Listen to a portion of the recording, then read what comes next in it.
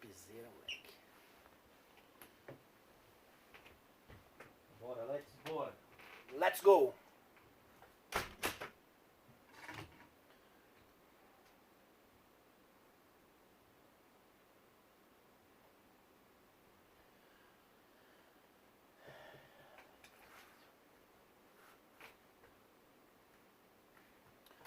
Hora que quiser.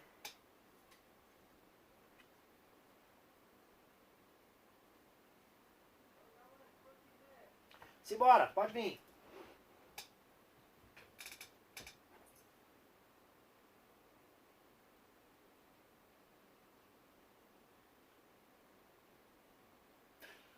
Olá pessoal, tudo bem? Professor Eduardo Galante, para dar sequência no nosso curso, simbora falar sobre resolução número 14 de 1994. Esta norma fala sobre as regras mínimas que devem ser dispensadas ao preso no Brasil.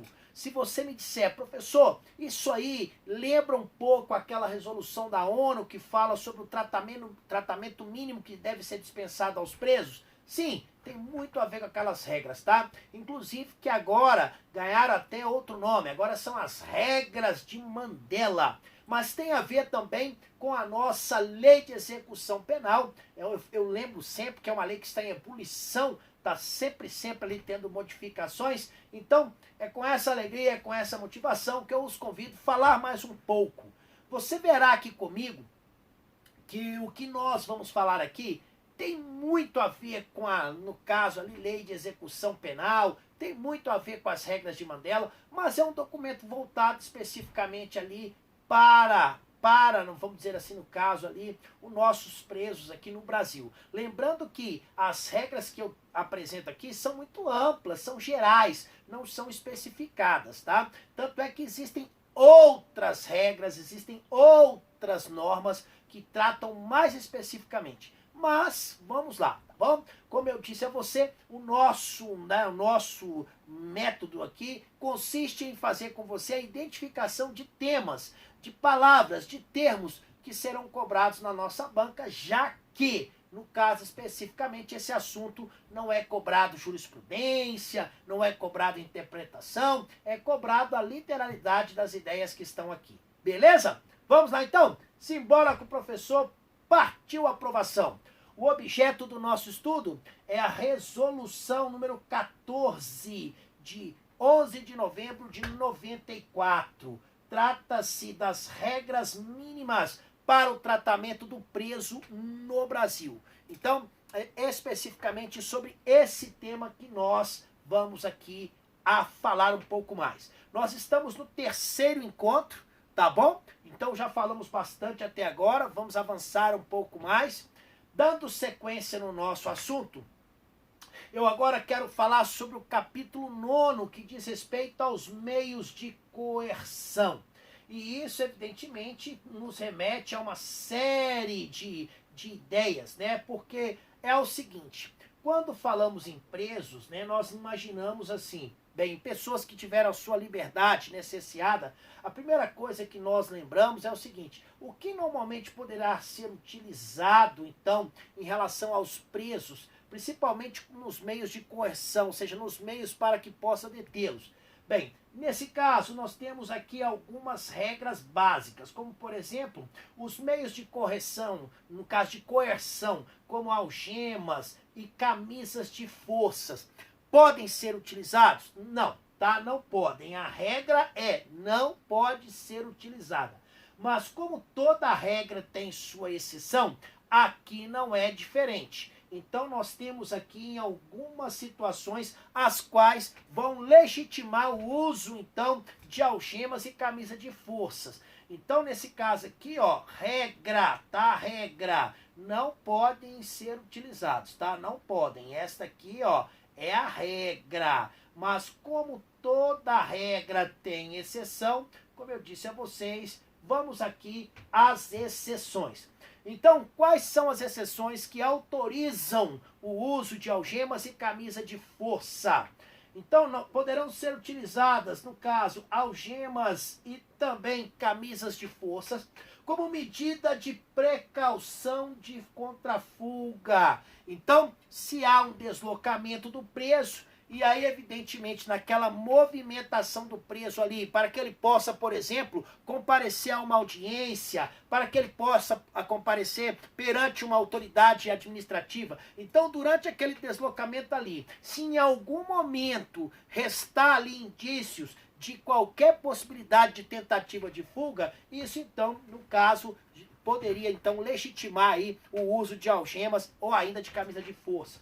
Também poderá ser utilizado por motivo de saúde, tá? Mas nesse caso depende de recomendação médica. Existem presos que ficam extremamente agressivos e aí justamente por causa desse perfil de agressividade é que nesse caso então fica ali autorizado, mas tem que ter uma recomendação médica. E outra situação que poderia justificar o uso de algemas ou ainda camisa de força são aquelas circunstâncias excepcionais, tá? Então, o que poderia justificar? Por exemplo, uma situação que poderia colocar em risco ali a integridade física do preso, do servidor ou ainda de terceiros. Então, algumas situações as quais, evidentemente, poderia então ali justificar. São tão somente estas três situações. Mas nós sabemos que, por exemplo, existe uma súmula do Superior, no caso do Supremo Tribunal Federal, que diz respeito ao uso de algemas. Nós temos algumas decisões do Superior Tribunal de Justiça nesse sentido também. Então, existe um arcabouço legal falando sobre estes aspectos, tá bom? Bem, agora que você já sabe, então, algemas e camisa de força, como regra, não serão utilizados nos presos. Só poderá ser utilizado em situações excepcionais como as que eu acabei de trazer para você, tá bom? Bem, além disso, tá? É proibido, gente, o transporte de preso naquelas situações que possam, então, no caso aí, trazer sofrimento físico. Aqui eu quero até fazer um comentário que é interessante. Olha, a gente tem que desassociar, tá? Desassociar o que você vê no dia a dia do que é necessário para estudo. A nossa prova, ela não está baseada ali em fatos que você assiste todo dia na televisão aí. A nossa prova, ela é baseada única e exclusivamente aqui no texto escrito. Então, é proibido qualquer tipo de transporte que possa causar ali qualquer tipo de sofrimento ali no preso, né? Então, às vezes, infelizmente, nós não temos como, né, falar sobre isso de uma maneira mais profunda, não é um curso de especialização, mas às vezes passa uma imagem na televisão da condução de um preso, o preso sendo, né, transportado de maneira talvez que não atenda aqui, então, ao que nós estamos falando.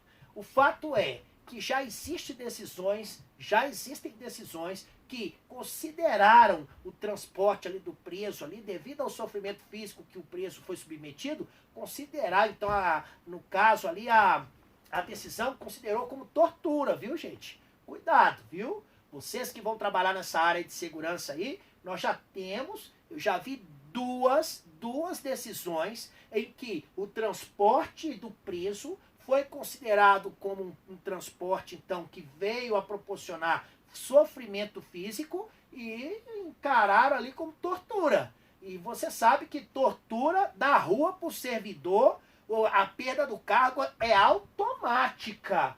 Viu? No caso de tortura, a perda do cargo é automática. Não precisa o juiz sentenciar, não. Basta ele sentenciar, basta ele condenar você por tortura e mais. Tá? Condenou você por tortura, é perda automática. E eu ainda vi uma outra decisão, inclusive do estado do Rio Grande do Sul, e que consideraram ali, no caso, o sofrimento físico do preso ali no transporte como ato de improbidade administrativa. Então, cuidado vocês que vão trabalhar aí nesse setor, tá bom? Muito cuidado mesmo. Como regra, quero repetir para você. Então, nesse caso, é proibido, tá? É proibido o transporte de preso em condições que lhe possam lhe resultar em sofrimentos físicos. Além disso, no deslocamento de mulher presa, tá? Então, quando nós tivermos o deslocamento de uma mulher, a escolta, gente, ela tem que ser constituída pelo menos por um servidor ali do sexo feminino. Então, e por que isso? Simples, por exemplo, tá? Existem aqueles procedimentos básicos, como por exemplo, uma revista. Aí tem que fazer a revista da mulher, não vou colocar um homem para fazê-lo. Então, quando houver deslocamento de mulher, essa escolta, ela tem que ter pelo menos uma servidora ali, uma policial, para que possa então ajudar nesse deslocamento. Aliás, na prática isso aí já ocorre, viu? Isso aí na prática já é praxe. Eu praticamente trabalhei 3 anos no sistema e lá nós tínhamos então equipes especializadas nesse contexto. Então, quanto a isso aí, pode ficar tranquilos. Além disso, chegou aquele momento que eu quero falar sobre o direito, né? Eu quero falar sobre a informação e o direito de queixa dos presos. Será que podem? E nesse caso, quais são as regras gerais, então, que nós temos aqui? É o seguinte, a primeira delas diz respeito à chegada do preso lá no sistema. Então, quando ele ingressa, quando ele chega lá no estabelecimento prisional, o preso tem o direito, e por isso mesmo ele receberá ali as informações escritas sobre as normas de funcionamento do local, sobre as normas de tratamento, quais são então as regras disciplinares daquele local. Além disso, ele vai ficar sabendo também quais são os seus direitos e seus deveres. Isso, gente, acontece no primeiro dia, no primeiro momento. Então ele entra lá no estabelecimento prisional, imediatamente ele recebe estas orientações. É uma cartilha. E aqui eu quero, no caso, destacar, você falar, professor, mas essa informação é muito fácil. Ah, é? Teve uma banca que colocou assim, preste atenção, a banca colocou assim: quando do ingresso no estabelecimento prisional, o preso receberá informações verbais sobre normas que orientarão o seu tratamento, as imposições de caráter disciplinar, bem como os seus direitos e deveres. Bem, vocês acabaram de ver aqui comigo que estas informações não serão, então, verbais, serão escritas. Eu lembro que lá, quando estava no sistema, nós entregávamos uma cartilha para o preso. Uma cartilha. Mas era interessante porque, às vezes, é claro, eu não estou falando aqui do cunho científico, porque tínhamos que investigar. Mas existe um grande número, viu, gente, de pessoas que têm ali a sua liberdade cerceada, que são analfabetos. Mas muita gente. E aí, às vezes, eu até me questionava, né, em relação à questão da educação, o quanto ela influencia, né, nessa questão aí de se ter pessoas nessas condições, viu? Bem, eu não tenho como, eu não sei do rigor científico, não tenho como aprovar isso. Mas, de uma maneira crua, eu vejo uma relação muito profunda entre educação e pessoas que estão no sistema, sabia? Eu vejo, tá? E o preso analfabeto? Bem, e aí? Aquele que não sabe ler, o que vai ser feito dele? E aí, já que as orientações são escritas? Bem, ao preso analfabeto, tá? Estas informações serão prestadas verbalmente. O que não pode é o preso ficar sem estas informações. Além disso, tá? É direito do preso, viu, gente? O preso, ele terá sempre a oportunidade de apresentar pedidos ou ainda de formular queixas ao senhor diretor do estabelecimento. Ele pode fazer isso também à autoridade judiciária ou a qualquer outra autoridade competente. Na prática, funciona o seguinte: o preso, ele quer mandar um bilhete para o Poder Judiciário, para o juízo da execução. Ele escreve o bilhete. Se alguém do sistema recolhe esse bilhete e esse bilhete não chega ao Poder Judiciário, vai responder. Você pode ter certeza disso, que vai responder a sindicância. Então, nós tínhamos lá no sistema uma caixa, e nesta caixa lá os presos depositavam os pedidos que eles faziam ali ao diretor do estabelecimento. Gente, pedir não significa que será atendido, mas que você não pode simplesmente ignorar. Enquanto servidor, você não pode ignorar, não. Se o preso fala, olha, eu quero falar com o diretor do presídio, ok, tudo bem. Existe um momento para que ele possa falar. O que não pode é tipo, o preso quer falar com o diretor do presídio agora. Tem que ser agora. Não é assim que funciona. Mas vai ter horário determinado para que ele possa falar, mas o que não pode é ele não falar. Isso aí, olha, definitivamente, isso aí você não tem como evitar, tá bom? Além disso, quero falar do contato com o preso com o mundo exterior. E isso aqui é muito interessante. Eu lembro um caso, nós tínhamos algumas, né, antigamente era, né, vamos dizer assim, nós tínhamos algumas, eu nem sei se é personagem, não sei, mas nós tínhamos alguns presos que tinham assim, vamos colocar assim, uma fama, uma reputação nacional, né? E aí eu lembro que tinha um preso, tá? Um preso chamado o Bandido da Luz Vermelha. Ele ficou muito tempo preso e quando ele saiu, ele então teve um choque com o que ele encontrou no mundo. Eu lembro, né, de uma reportagem, ele falando nesse sentido, inclusive logo depois que ele saiu, logo após ele foi morto. Mas enfim.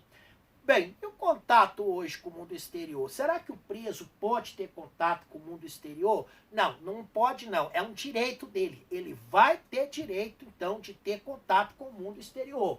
Então, nos termos da nossa norma, o preso, ele está autorizado, gente, a se comunicar periodicamente com os seus familiares, com os seus parentes, amigos, e até mesmo com algumas instituições, aqui no caso, que são idôneas. Mas preste atenção no que diz a norma aqui. E é aqui que pega. São esses termos que a banca cobra. Tá? Esse direito de comunicação é sob vigilância. E aí, então, a banca coloca desse jeito aqui para você na prova. Presta atenção. A banca coloca assim: o preso estará autorizado a se comunicar periodicamente com ou sem vigilância, com sua família, parentes, amigos ou instituições idôneas. Aí fica errada, porque aqui a norma diz que é mediante vigilância, tá?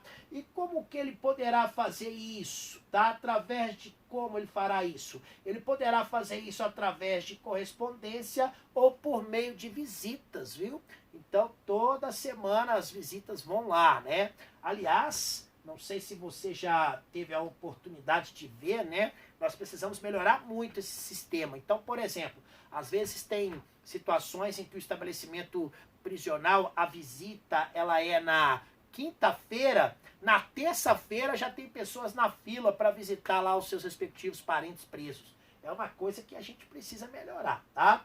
A correspondência do preso analfabeto, ela poderá, a seu pedido, ser lida, tá, ou escrita por alguém ou por algum servidor que ele tenha indicado. Então, o preso que, no caso, é analfabeto, ele pode especificamente, então, nesse caso, aí, fazer o uso da correspondência? Pode. Mas, como eu destaquei aqui, tem que ser algo que parta dele.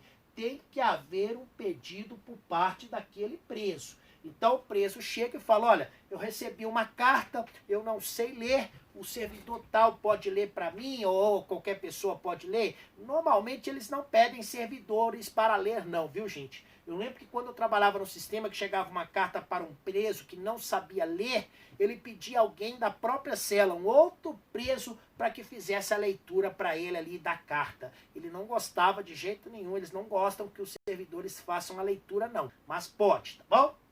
O uso de serviços de telecomunicações poderá ser utilizado, tá? No caso aí, poderá ser utilizado, poderá ser autorizado especificamente ali pelo diretor do estabelecimento prisional. Aqui nós temos uma questão que é incrível, né? Porque esse documento aqui, gente, ele é de 94.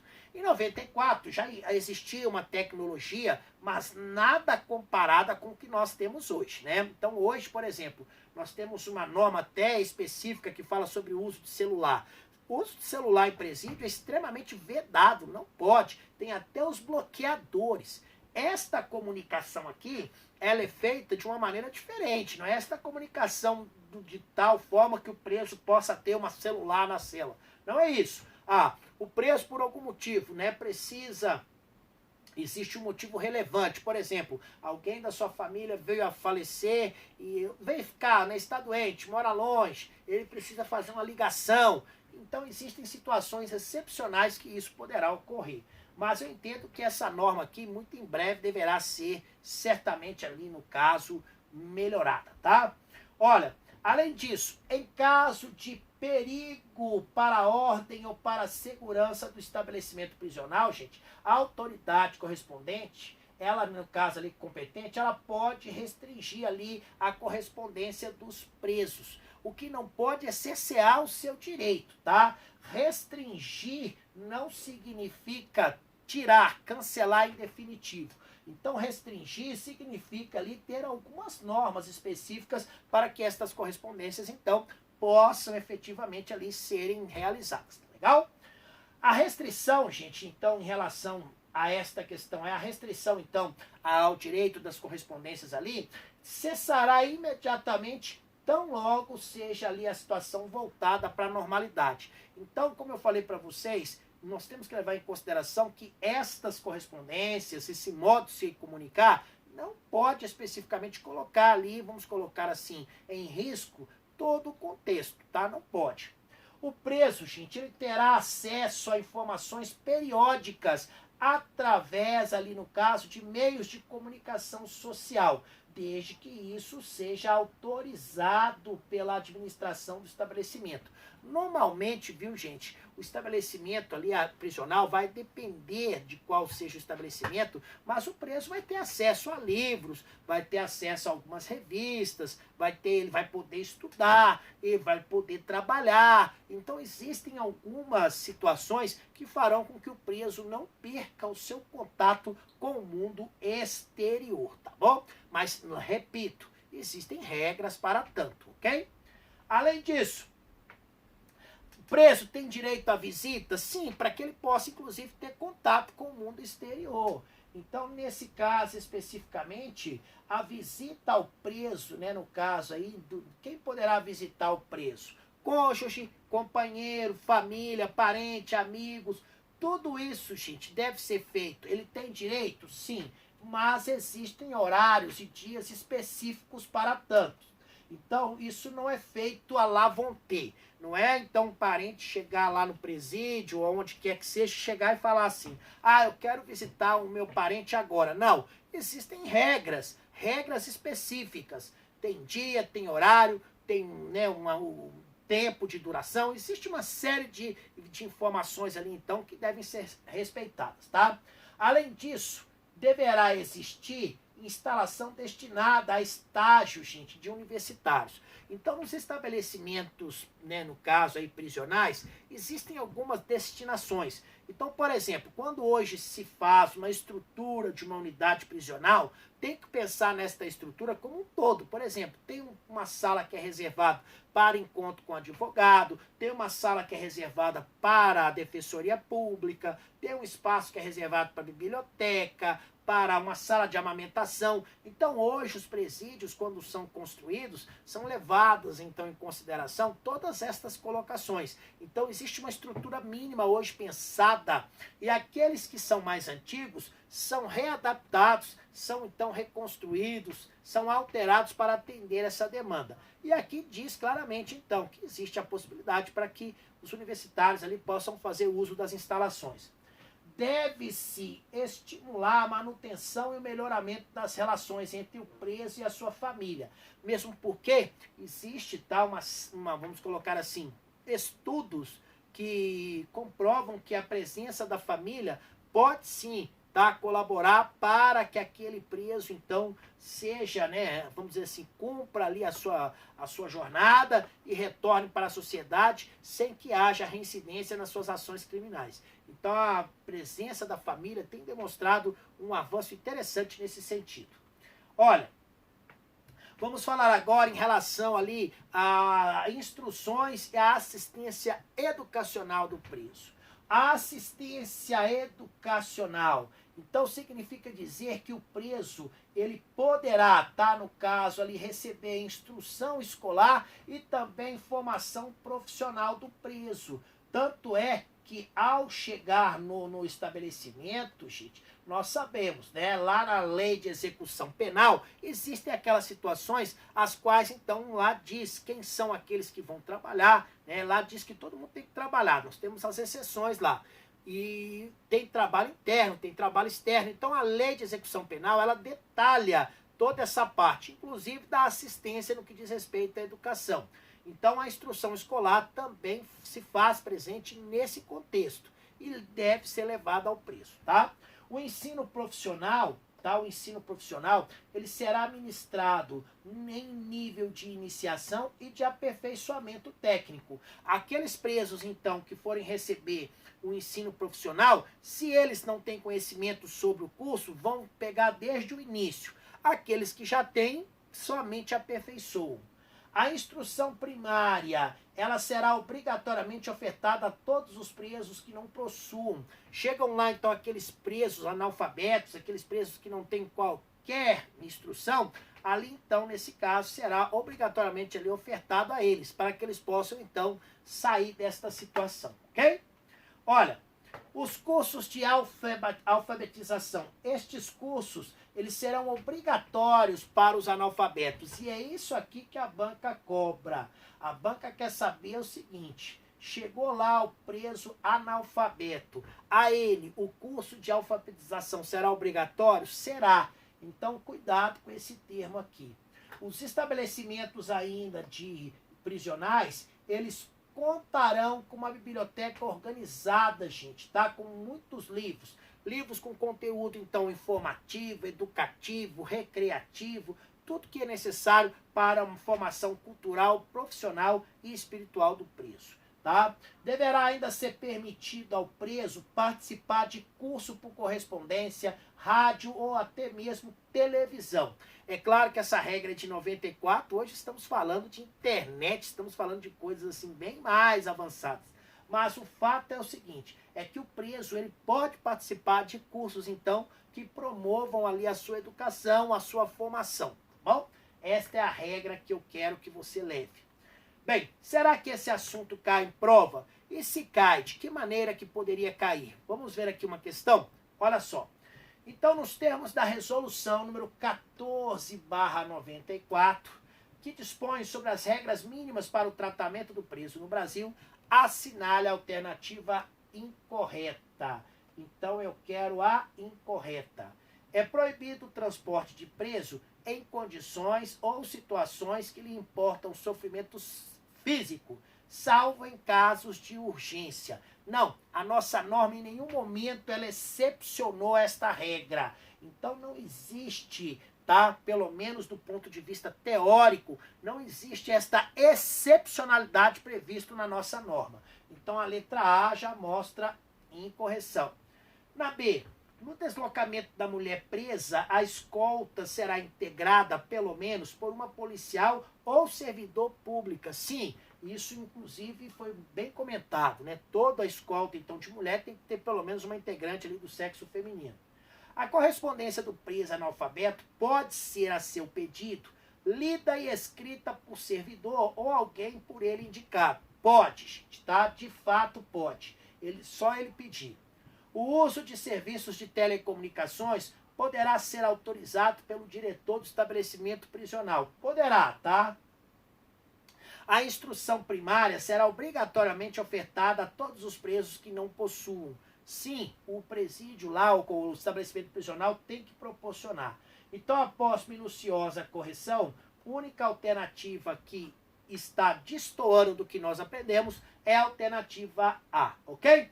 E com isso, então, chegamos aí ao final deste bloco raiz, bloco, então, objetivo, sem nhenhenhê, sem enrolar, sem mimimi. É como deve ser para o nosso contexto de aprendizagem. Um forte abraço no seu coração, fiquem com Deus e até o nosso próximo encontro. Tchau, tchau, gente!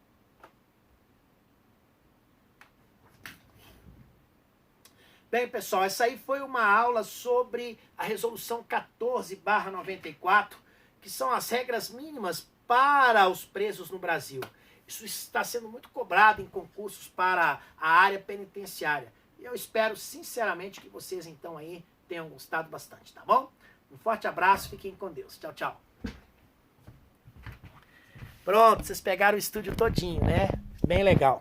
Beijo pra vocês, viu?